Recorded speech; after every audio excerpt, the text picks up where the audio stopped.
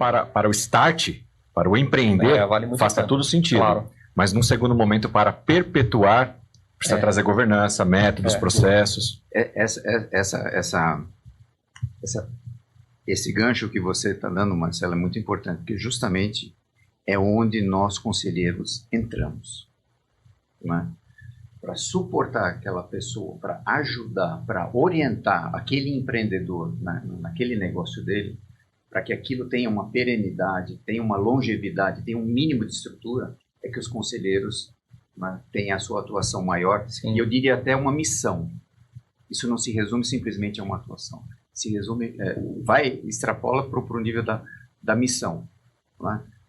Infelizmente, no Brasil, a gente vê que a longevidade das empresas é muito restrita. É uma 70%. Empresa de um dono só, né? Ela não vai para a sucessão, ela não vai para a profissionalização. Exatamente. Né? 70% dessas empresas que são fundadas, Marcelo, elas morrem, elas não ultrapassam a geração do fundador. Né? E apenas 5% chegam à terceira geração. Agora, por que isso acontece, né? A gente tem aqui na Board Academy um grande inimigo, né? Eu falo sempre com o Eduardo sobre isso, que é a mortalidade precoce das empresas, né? Eu costumo dizer também sempre, o Eduardo me acompanha nisso, que no mundo dos negócios, Udo, não existem novos erros. Existem novas pessoas errando os mesmos erros de sempre. Perfeito. Né? Então, você vai se repetir em algum momento isso. O que você acha que são esses problemas que são criados nesses negócios que fazem com que, infelizmente, eles não sobrevivam? Olha, Farias, a minha percepção é a seguinte. Aquela pessoa, empreendedor, que teve uma ideia, que se lançou ao mercado, que estruturou um negócio, ele cria em volta de si uma cultura. Né? A maneira de fazer as coisas. Né? Ele tem um propósito para aquela empresa. Né? Às vezes esse propósito fica só restrito à mente dele, mas ele tem um propósito. E a maneira como ele conduz o seu negócio, como ele faz esse negócio andar. E essa cultura, ela, naturalmente, ela vai permeando todas as pessoas que estão ali. A estrutura da empresa. A estrutura da empresa. Né? Só que no mundo que a gente vive hoje, com os cenários que a gente tem hoje, né, as coisas estão mudando a cada 5 minutos, né, de uma maneira mais exagerada. Mas, enfim, as mudanças são grandes e por vezes, essa cultura do sempre deu certo assim tem o seu peso. Né? Então, mas será que ainda é assim? Tem empresário que pensa sempre deu certo assim? Assim, às vezes eu não consigo acreditar. Eu penso assim, eu acho que eu estou numa bolha, porque não é possível. Né? Você acabou de trazer aqui, existe um slogan da Band News que fala sobre isso, né? Em 5 minutos tudo pode mudar. Antes era 20, diminuíram para 5, não sei se você sabe disso. E é verdade. E mesmo assim, será que esses empresários ainda não entenderam a dinâmica do novo mundo dos negócios? Até porque é o seguinte, uma empresa, Udo, vamos pensar aqui, né? Eu queria a ajuda de vocês. Uma empresa, ela foi criada para quê? Ou ela vai ser sucedida em algum momento, ou ela vai ser vendida, ou ela vai ser, sei lá... Profissionalizada. Profissionalizada... Abertura ao mercado. Então assim, para que a gente cria uma empresa? Para que o empresário hoje... Você falou, necessidade de empreender porque ele precisa ter um dinheiro para manter a vida dele, a família dele. Mas se não tiver um propósito, isso é curto. E por isso que essas empresas morrem. Então assim, se esses empresários tiverem os conselheiros ou conselho para ajudá-los a proteger esse negócio e levar para o futuro, vai facilitar. Mas assim, se ele não partir desde o início com essa ideia, a ideia lá o Eduardo fala muito sobre isso, né? Ideação. Ele começou a desenhar o que ele vai fazer. Ele já não deveria ter alguém para ajudá-lo, para ele não errar tanto? Com certeza, com certeza. Isso que é o que a gente prega no Lean Governance. Né? As startups, desde a sua fase de ideação ou validação, mais tarde, o ideal é que elas já tenham um advisor, um conselheiro consultivo que os oriente naquelas outras atividades na qual o empreendedor não domina, né? Não domina, não tem traquejo, enfim, às vezes não tem até conhecimento para isso, né? Então, a gente vê que o pessoal realmente... O ideal seria ter isso, e eu falo isso no PFCC também, quando eu trato de conselho em empresas familiares.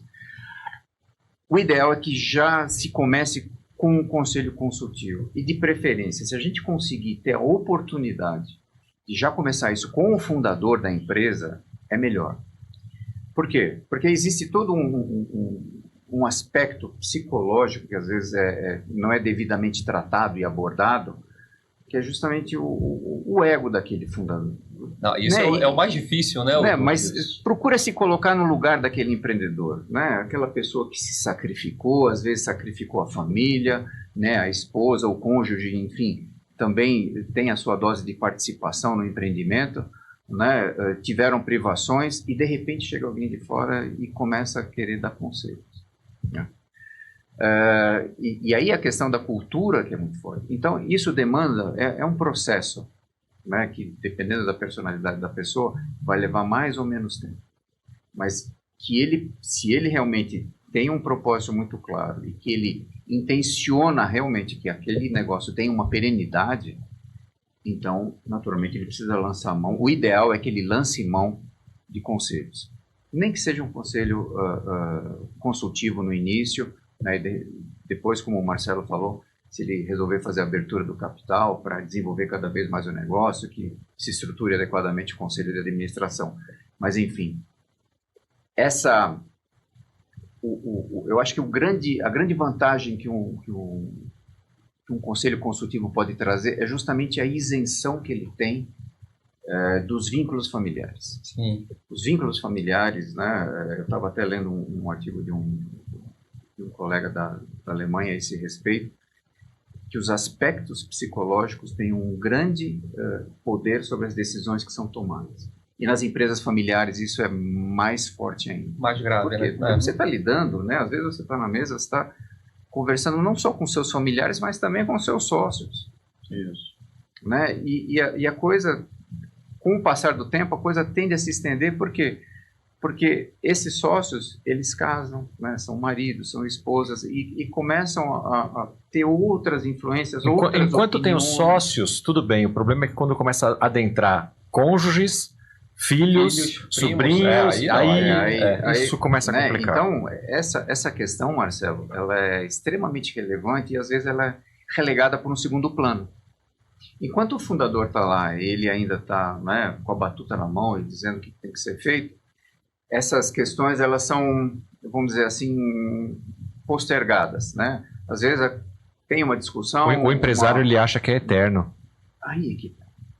Só que... É o ego, né? O ego. É o ego. Né? Sempre a gente volta no ego. Né? Se eu morrer, né? Não quando eu morrer. Pô, essa é legal. Essa é boa, bacana, né? essa foi bacana. Não, mas eu acho que em alguns casos Eu já ouvi isso muito. a gente vê esse tipo de postura, se eu morrer, né? E ele acha que aquela cultura que ele criou vai se eternizar e sempre vai funcionar. Só que infelizmente não é assim. Então, nada mais adequado do que um conselho consultivo, né, para que se coloque na mesa, primeiro, né, aquelas questões tabus numa família empresária, que é a sucessão, é a transição, é a composição societária, como, né, aquele conselho de família, né, para fazer a admissão dos familiares na empresa, né? No meu caso mesmo, eu vim de família empresária e eu tive um caso onde um parente meu, ele foi alocado, ele ganhou um cargo dentro da empresa justamente para acomodar esses interesses familiares. E foi isso, eu falo abertamente, não tem problema nenhum, isso está até no livro, isso foi a causa da derrocada da empresa da minha família. Né? Porque não era uma pessoa preparada, não era uma pessoa que compartilhava do mesmo espírito, da mesma garra do meu avô, do meu pai, do meu tio, né? E conduziu o negócio à sua falência, infelizmente.